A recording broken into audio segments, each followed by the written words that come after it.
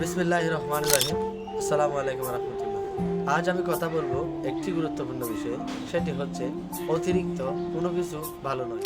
প্রিয় বন্ধুরা, আমরা সবাই জানি পৃথিবীর সকল কিছুর একটা সীমা আছে।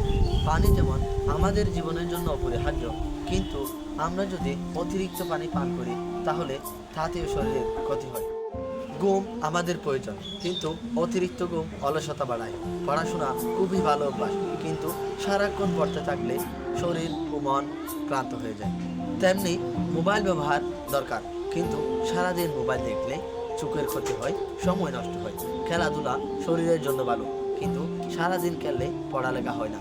তাই বলা হয় অতিরিক্ত কোনো কিছু ভালো না। আল্লাহ পাক পবিত্র কোরআনে বলেছেন, খাও ও পান করো, কিন্তু অপচয় করো না। অপচয়কারীদের আল্লাহ পছন্দ করেন না। এই আয়াত আমাদের শেখায় যে জীবনের প্রতিটি কাজে পরিমিতি থাকা জরুরি।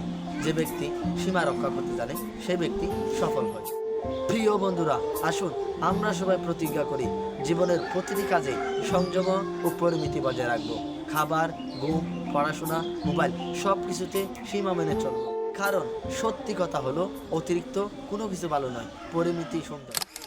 ধন্যবাদ সবাইকে। পরবর্তী ভিডিও কোন বিষয়ে চান জানাবেন মন্তব্যের করে।